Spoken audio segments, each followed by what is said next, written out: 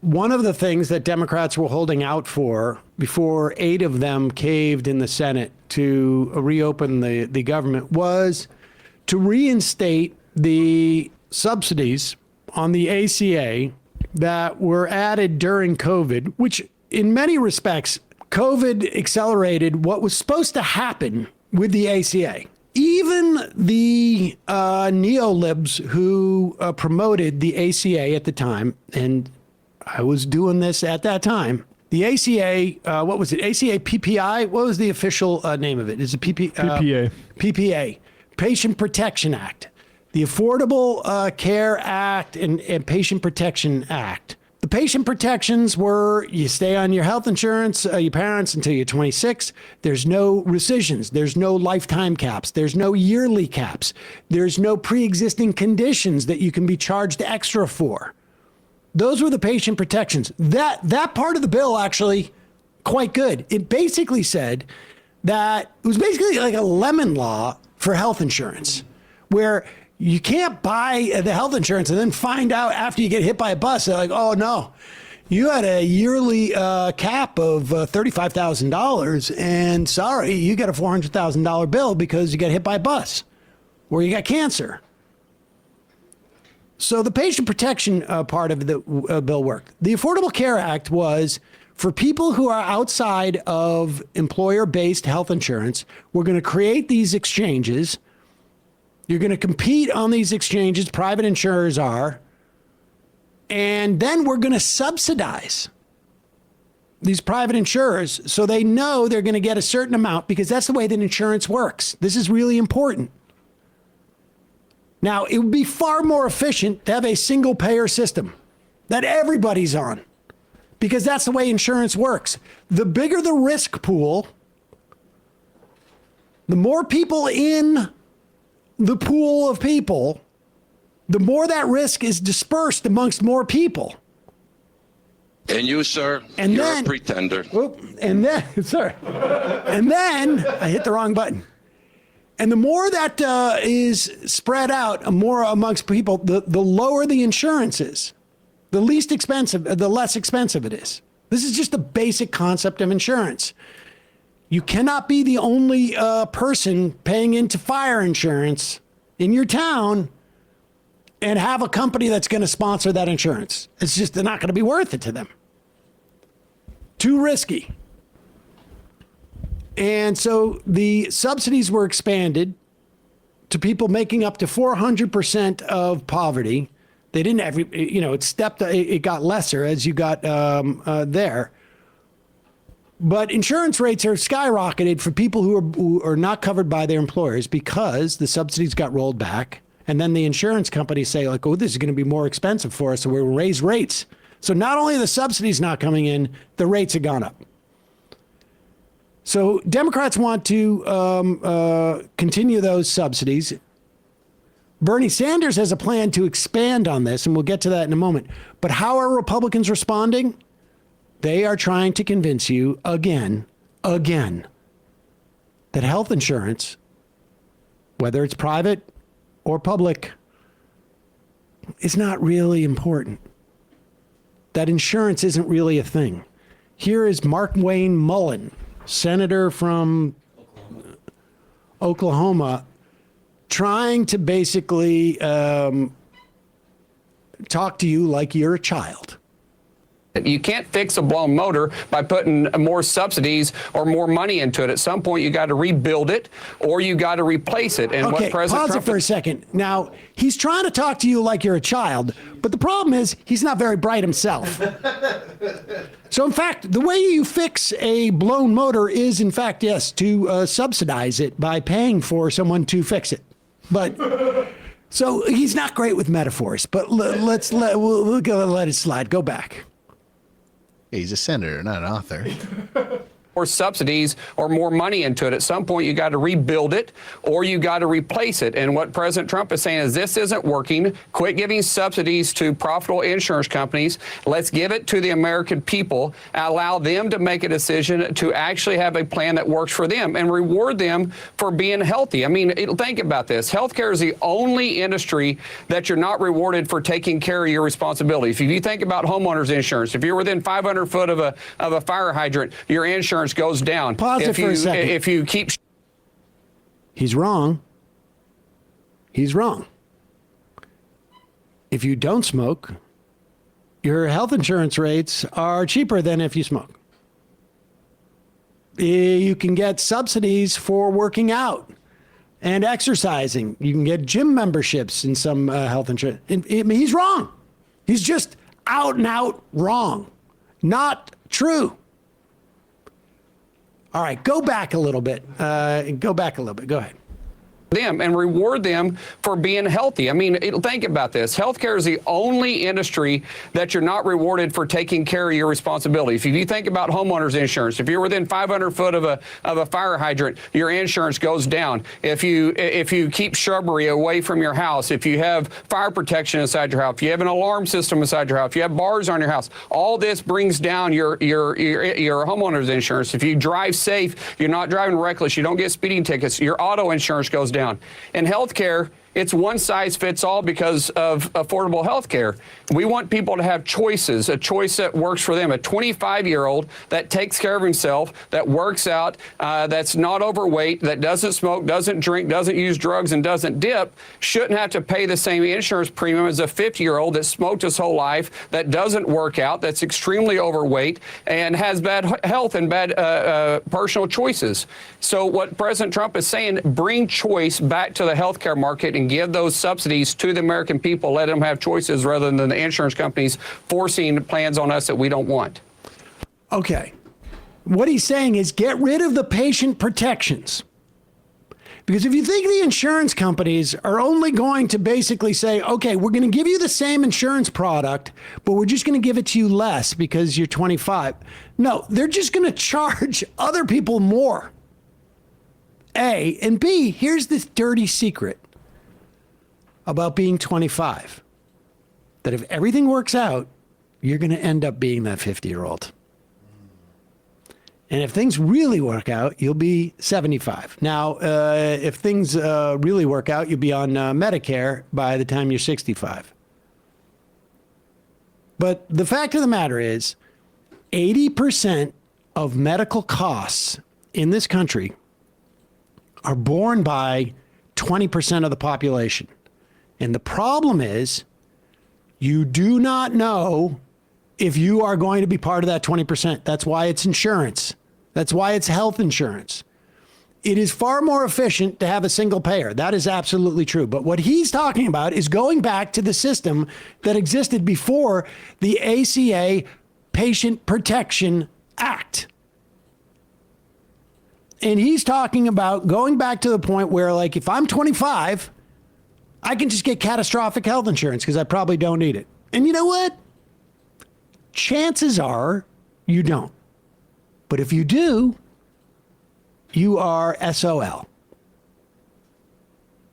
And eventually you will need it. And so if we let ostensibly healthy people sort of opt out of the health insurance, they step out of the risk pool, health insurance goes through the roof for the people who stay in it. You don't need to be, smoking and dipping and doing drugs and overweight and 55. You don't need all those things. You could just be 55 and have some health problems that are going to be that are going to cost you real money. So what they're talking about is basically making private health insurance garbage insurance again. And there is a way to make this cheaper. We pay more per capita for health care in this country between the private and public than anywhere else in the world. So our system is already incredibly inefficient. We also don't have particularly great health outcomes. So our system is also incredibly inefficient, both in terms of how much it costs and what it produces. So Bernie Sanders is basically telling Democrats, don't just demand what we were demanding before, go further. Extend the ACA tax credits, repeal the Republican health care cuts from the big, beautiful bill, expand Medicare, lower prescription drug prices. He's trying to push this. He knows his Medicare for All proposal doesn't have full support in the caucus, but we can take steps in that direction. And he's trying to get Democrats to ask for more. And the fact of the matter is, like, look, we know this is not going to pass. Nothing's going to pass with the Republicans. But when the Republicans show up and say you don't need health insurance, essentially, which is what they're saying, and that we could charge, older people a lot of money. No, they don't care. They all have their own private health insurance. They got it either from the government or from they don't care. Here's Trey Gowdy. New haircut. You may not recognize him. That's not Trey Gowdy. But it's not? Oh, okay. That explains Mike it. Kennedy. That's Mike Kennedy, Republican. Yes. Oh, okay. Oh, Trey Gowdy is okay. Yeah, there. Oh, okay. Whoa. There's Trey Gowdy interviewing himself if he had a different haircut. Live from Wonka's factory. Exactly. I don't know what's going on here. All right, here we go. And this gets me to government policies like SNAP, where the #1 purchase on food stamps or SNAP, Supplemental Nutrition Assistance Program, #1 purchase is soda. The #2 is candy. And my question to the people that are listening today and to my patients when I talk to them regularly, is that a good idea for us to, as a government system, to subsidize people to buy some of the least nutritional value, worst drivers of healthcare, soda and candy, so they can buy it on the government dime and make themselves sick? And then guess what, Trey, you already know all this stuff too, is that when these people consume more soda and candy, diabetes, high blood pressure, they have heart disease and strokes, and that leads to, what do we have from these people? Medicaid. They all are on Medicaid, and some of them are on Medicare, and the government is going to subsidize their healthcare on that side. We know that anybody that goes to the emergency department is going to get care, and I've donated my time to a voluntary care clinic in Provo, Utah, in my district, that actually we give away free care on a regular basis, but healthcare should start with the individual, and that's why I'm a big fan of high deductible plans and health savings accounts. These actually fundamentally are things that are going to transform healthcare, and we need to promote those policies, which are actually going to drive people to take more account, not only for their own healthcare, but also for the cost of their healthcare. Well, like a good, smart doctor, you anticipated my last question, which is, if you could design a plan, what would it be? And I heard high deductibles. I mean, we don't expect our homeowners insurance to pay for every repair at our home, but for health insurance, for some reason, I mean, even paying a $20 copay gets people's eyebrows raised. High deductibles, and let the individual interact with the insurance company. That's what I hear you saying in terms of a plan for health care. Right on, and we're working on that as Republicans. Right on. Hey, is there anybody who in this country who doesn't interact with their insurance company? I need more interaction. The amount of interaction I have with my insurance company, you can't get like one reimbursement is just insane. That's the solution to the male loneliness epidemic. More interaction with the Exactly. I mean, half the reason why people want to use ZocDoc is because it's so difficult to find, and it's rotating constantly as to whether your doctor's going to take the health insurance. If you end up doing the reimbursement side, you get less money back, and it's honestly like a second job. High deductible is a disaster for people. Rolling back patient protections, more interaction. First off, soft drinks are #1. Why might that be with SNAP things? Well, first off, 40% of of folks who are on SNAP are children. And on top of which, it's the cheapest product that they sell in the bodega or the market. If you're in a city like Flint, it's probably a cleaner choice. Yeah. Milk is number 2. Ground beef is number 3. Bag snacks 4. Cheese 5. Baked bread 6. 7. Cold cereal. Candy's around 11. But it's also like the idea that our health outcomes are exclusively a function of eating is baby brained. Yeah, go ahead. And the Democrats lowered the cost of insulin, and Trump bumped it back up. Insulin's been around for 100 years. The idea that there should be more restrictions on SNAP and not fewer. There's already restrictions that are like some of the most heinous type of policy that we've seen, which is like you can't get hot sandwiches at a deli.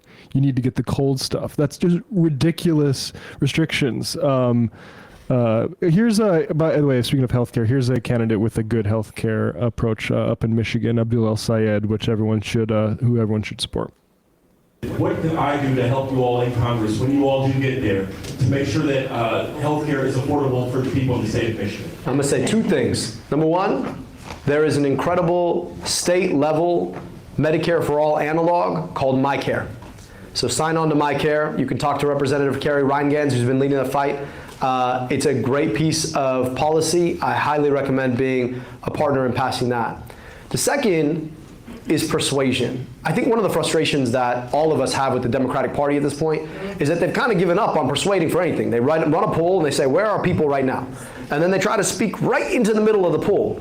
And the problem with doing that is you're not actually picking a righteous fight that gets people involved and gets them to pick up and move to where we want to go. But here's the thing, the Republicans, MAGA, they persuade. So everything that happens is we end up ratcheting in their direction, and then Democrats end up taking that as gospel and trying to speak to people right where they are. So as a state representative, even as a candidate for state representative, you are in the business of persuading. So don't just try and get everybody to think that they're going to like you because you like what they like, right? Because that's kind of the problem with politics right now. Instead, be willing to say what you're for and take it to the streets and have those conversations and win over hearts and minds on the truth. Our job is not to identify where people are today. Our job is to make popular what is right.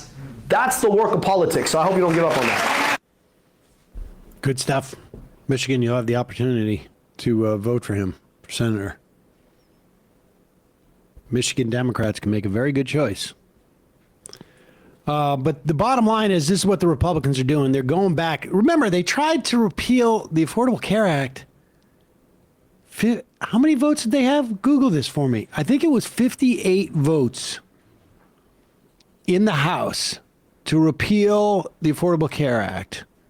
The last time they did it, John McCain voted it down in the Senate. And if you go to www.itdoesnotexist.com, you will find the Republican health care plan. In fact, you don't even need to go to the website because that website doesn't exist. There is no Republican health care plan. Never in all my the Obamacare push in 2008 was probably the first time I started following politics on a daily basis with like the RSS feed and stuff like that, and it was all about the ACA and pre-existing conditions. And Republicans have never, in my entire conscious political life, had a healthcare plan, except this is like vague gesture towards savings accounts. Honestly, the closest thing to a healthcare plan that Republicans adopted was written by the Heritage Foundation, adopted by Mitt Romney in one form in Massachusetts, and then adopted by Barack Obama, and it turned out to be the Affordable Care Act. Yeah. They voted to repeal, deauthorize, or otherwise amend the Affordable Care Act more than 70 times between 2010 and 2017. Or I should say 2018, late 2017. And they have no health care plan. Here's the thing. Democrats don't really have much more of a healthcare plan either, because we are right at the precipice where there's only one more obvious plan. And it's a large principle. It's basically a principle. You could go in and you can massage and you can have different variations of this. But the only alternative to what we have right now is a single payer healthcare plan. You can argue about the contours of that. You can argue as to whether private insurance should exist anymore or not. How do you obligate doctors to actually opt into this public healthcare insurance if private insurance still exists? There are different ways in which you can massage this. But at the end of the day, there's really only one other type of like large scale reform that you can do, and that is to have the government pay for health insurance. We already do it for almost 1/3 of the population. Between Medicare and Medicaid and CHIPS, the government already basically pays for the health insurance of 1/3 of our country. Hey folks, don't forget to hit the subscribe button and check out our daily show. We do it every day at 12 p.m. Eastern for about 2.5 hours. We even take phone calls. You should check that out.